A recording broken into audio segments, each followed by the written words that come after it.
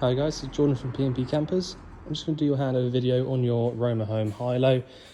I'll be honest, it's going to be quite a short video because there isn't a huge amount to run through. Based on the C15, nice little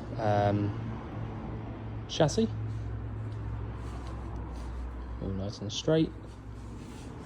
So we'll start under the bonnet. We've got on the left hand side here, we've got your engine coolant over on this top corner. You've then got your engine oil filling point just here, and the corresponding engine oil dipstick just there at the front. Air filter sits inside this box just inside here. You've then got the engine battery just next door to that. Brake fluid attached to the little servo just underneath there, and the washer fluid in the reservoir over in the top right hand side. Throttle cable is this one just here. And this one here is just the bonnet release cable. So I don't think there's much else to show, to be honest, apart from you've got your jack just there if you should ever need it, and a few sort of relays and bits and pieces down in that corner. Inside the habitation, the cab door, sorry, not the habitation door. Again, like I said, nice and straightforward, but you have got up underneath, oh no, it's on the other side. The bonnet release handle, or the pulley, is just there underneath the driver's steering wheel. You've got the headlight adjustments there. All of your sort of heater controls are just there from the middle, nice and easy to use, and a reasonably modern Pioneer head unit just there. A 5-speed manual gearbox, does tell you how to use the gearbox just down there on that little sticker. That's about it really for the cab. I'll just go around to the other side.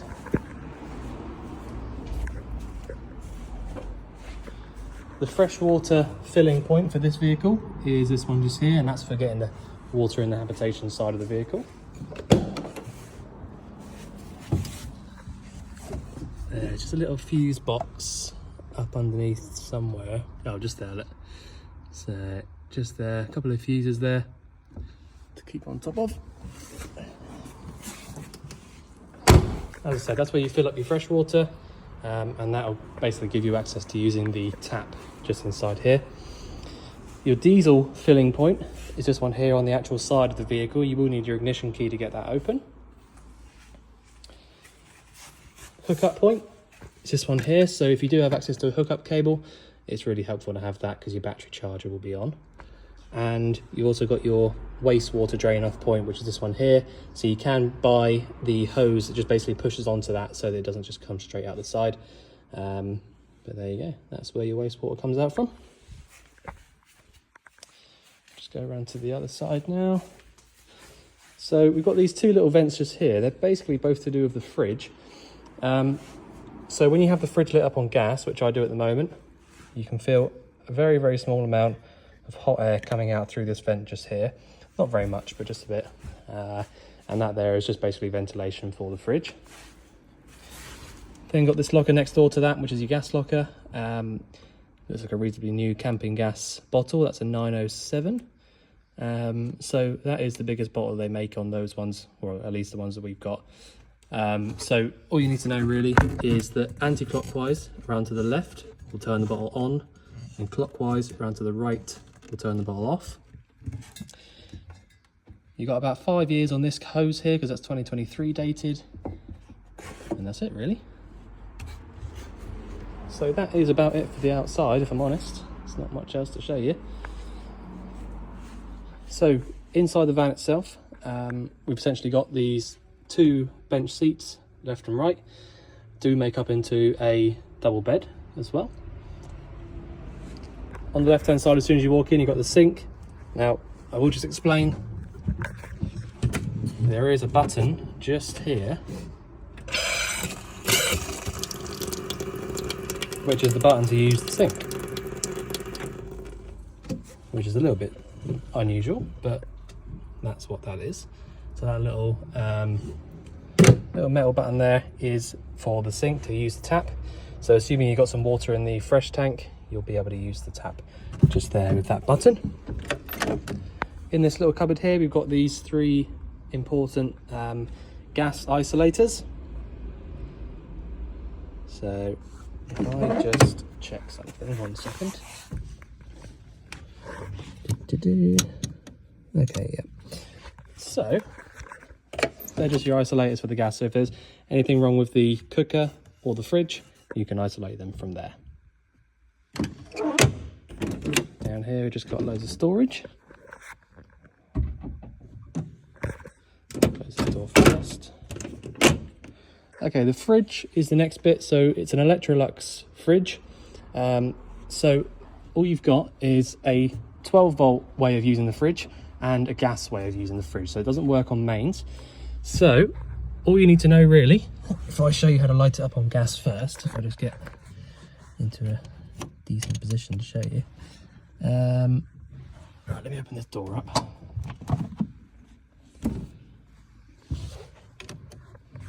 So I'm not sure if you'll be able to see it in there actually. No, you probably can't. Can I put it down at a funny angle? There you go. So you can just about see at the very back there, nice little blue flame. So this here is your kind of peephole for the gas flame. Okay, so have a little look in there, make sure it's lit. To actually light it up, there you go. So to light it up on the gas, assuming that you've got the gas switched on, it's as simple as this. You just basically push your ignition switch on, like that. Push this button in and round to the left. And as soon as that ignition stops, you can know that the flame is lit.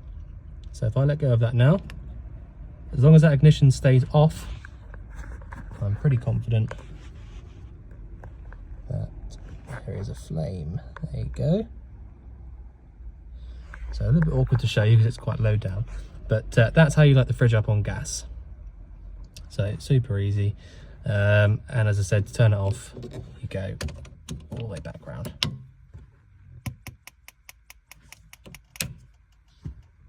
That's it. So that's how you use a fridge on the gas. You have got this little bit here which goes in at the top to stop it from opening. And the other way that you've got to cool the fridge down is a 12 volt. So if you wanted to use the 12 volt, which is basically your leisure battery, mainly for when your engine's running, to be fair, because otherwise you'll drain the battery out. Press the switch up there, and that's it. So at the moment, it is cooling the fridge down via the leisure battery. So that is how the fridge works. You have got the 2-burner hob up here. So it has been written down on the habitation check, but there's not actually any flame failure device or thermocouple on either of these burners.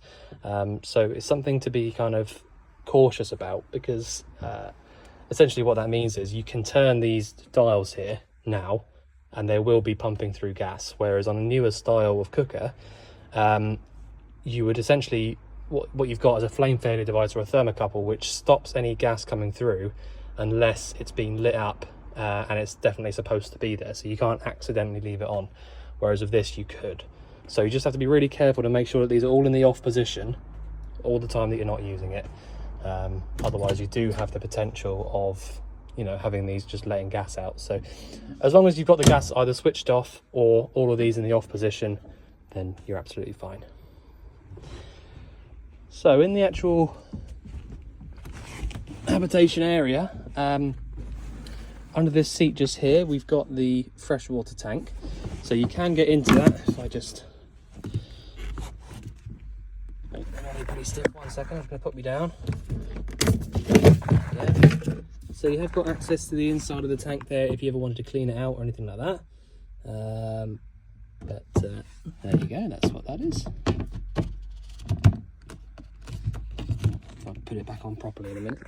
And then the one next door to that, here to the left of us, we have got a couple of important bits. So you've essentially got on the left hand side there your trip switches, so your 240 volt trip switches, and your new battery charger, because it didn't actually have a 240-volt battery charger before, so we've, you know, obviously fitted that to charge up the battery when you're hooked up. So that is what that's for. So we can put them away now.